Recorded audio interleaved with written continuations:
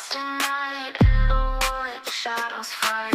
Arms take gold, can't take flight. Power's gone, nothing's right. Cauldron cold, no more fire. Potions fail, dreams expire. Spirits whisper, call me liar. In the dark, lost desire. Purchase cry, echo loud. Through the fog, through the shroud. Mystic force, once so proud, now just whispers in the crowd.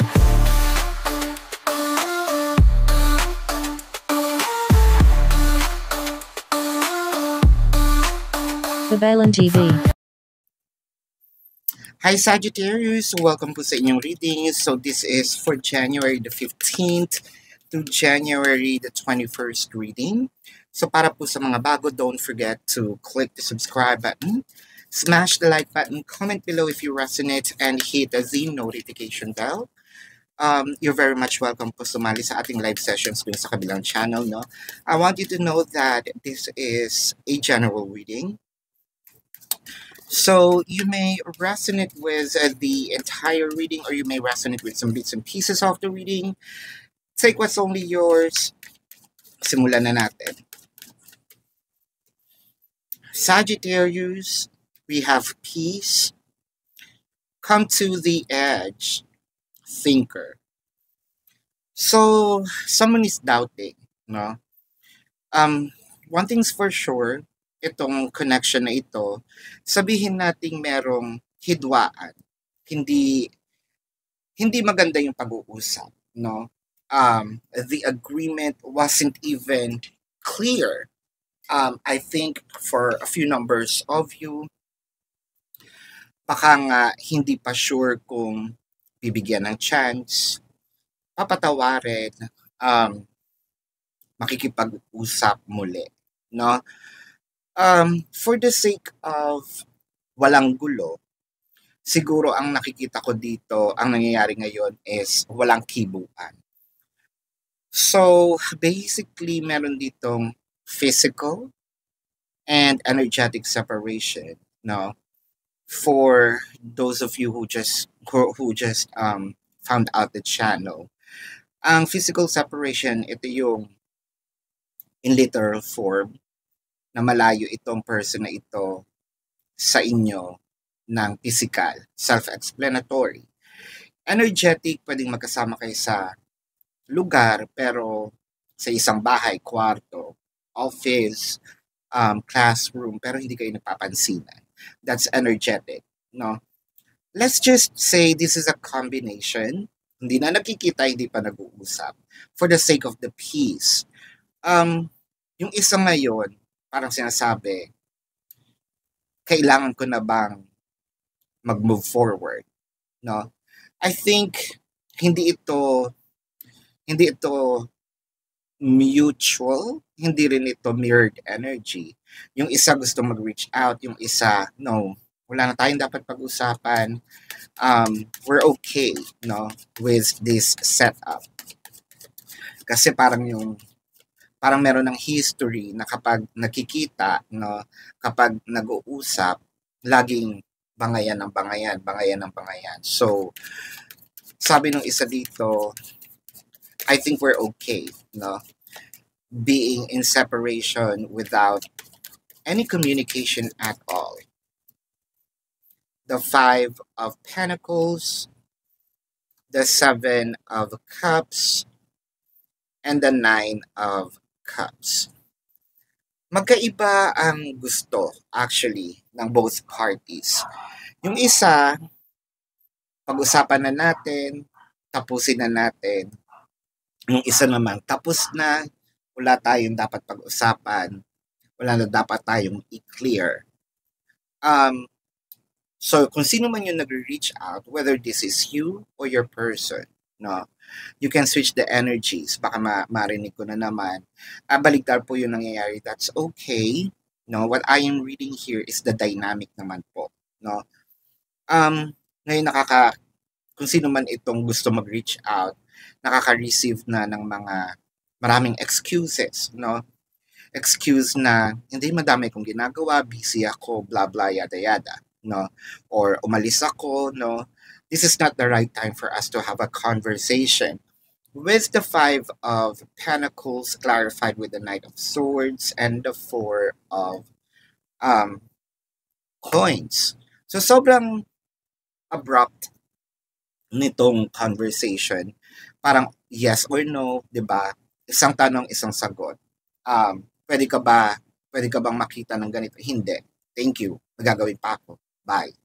So, I feel like kung ganun ang naging conversation, malalim ang pinaghuhugutan nitong person na ito na ayaw na makipag-usap because of trauma, no? I think with the Seven of Cups in here, pwedeng dumating tayo dun sa selos, dumating din dun sa options kasi ito, no? And options, pwede nating sabihin, someone probably thought, wag nating i-assume agad, thought that they were in a third-party situation or they were placed in a third-party situation. So, parang sa kanya, this is non-negotiable, no? Ayoko na.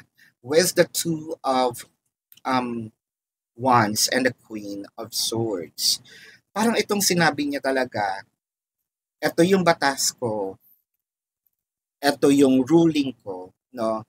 Ito ang house rule dito sa ating connection.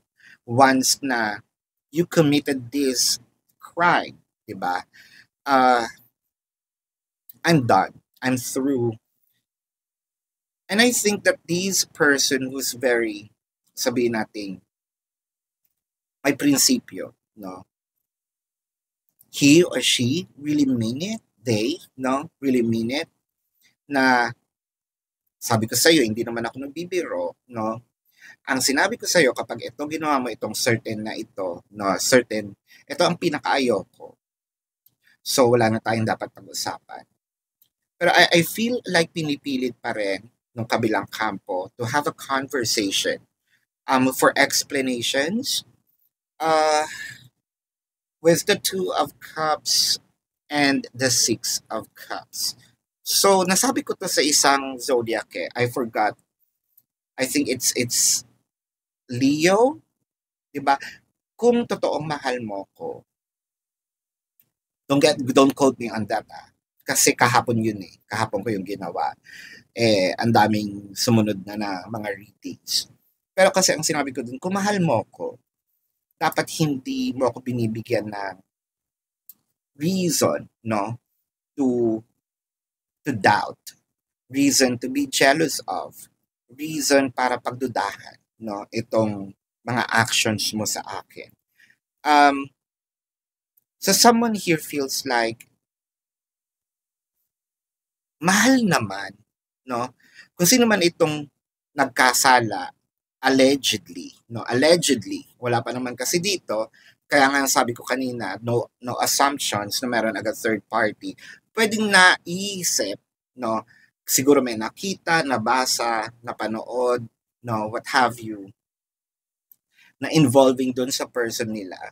Kaya naisip, if I'm on the position of that person na ayaw makipag-usap.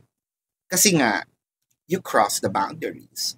So, doon naman sa naghahabol, no, mahal kita, namimiss kita. Pero yun na nga what's the point? Hindi naman kasi ito lang yung relationship, hindi lang naman ito nabubuhay lang sa pag-ibig, no? Relationship, also nabubuhay siya sa trust, nabubuhay siya sa peace, di ba? Camaraderie, no? I feel like hindi sinasagot, walang direct na walang, kumbaga, I'm not denying nor I'm not admitting na merong third party. So parang kalimutan na lang natin to, wag na natin pag-usapan. And that's actually one of the things that this person na ayaw makipag-usap, no, you have to clear things out. If you want to reach out to me, if you want to talk to me, if you want to go back into my life, di ba? Ayusin mo tong agam-aga sa isip ko, no? With the King of Pentacles, the Ace of Cups, the Ten of Swords. Ganun ba kahirap pag-usapan, no, yung nangyari? Kung wala, wala. Pero kasi bakit binibigyan ng puwang, no, hindi sinasarado ang katanungan, ang pinto ng katanungan ng so ano siya sa buhay mo, no? Kaibigan lang? So kung kaibigan lang, bakit ganun yung importansya, no? I feel like merong mga pagsuyong mangyayari dito.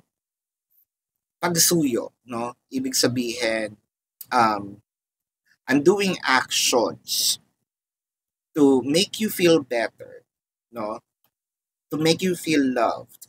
But this is not what the other person needed. Ang gusto ko, kasagutan. Ang gusto ko, kalinawan. The Ten of Wands and the Five of Swords. I feel like meron ditong firm na paninindigan. Itong ayaw makipag-usap dahil nga naman sa kanyang mga naobserbahan, nakita, no? Unless bibigyan ito ng tuldok, unless pag-uusapan. Hindi ito yung pwedeng, ito yung scenario na hindi pwedeng itulog na lang natin, no? Hindi papayag ang isang kampo dito. I need the truth. So parang kailangan ng pumili, no? Ako o siya. Parang Dota o ako. Napaka old school. So parang ganoon ang nangyari. Hindi matatapos ang problema, hindi mabibigyan ng chance kung hindi ikaklaro, kung walang pipiliin. This is your reading, Sagittarius. Bago natin tignan ang zodiac signs, no, ng person mo na nag-appear dito to confirm na this reading is for you. I want you to know na, again, you're very much welcome to join our live session sa kabilang channel, that is Babaylan TV. Ngayon, kung hindi nyo po naaabutan, pwede naman kayo magtanong dito sa ating comment section as long as the question po is answerable by yes or no. Pero kung hindi po kayo papatulugin ng yes or no lang, meron naman pong website na nasa description box po ng video na ito. Click nyo lang po yun, i-route kayo doon sa aking website. Nandun po yung question form. Nandun din po yung amount per question, name, number, QR code for your reference. No? I also created a 4 questions plus 1, so take advantage of it. And if you want to book a personal reading, nandun din po siya. So tingnan na natin ang zodiac sign ni person. Leo, Sagittarius, Pisces, Taurus, Cancer, Scorpio, Virgo, Capricorn.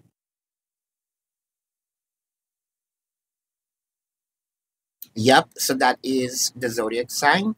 This is your reading, Sagittarius. Love and light to you. Namaste. See you po, no, sa susunod na readings. Goodbye.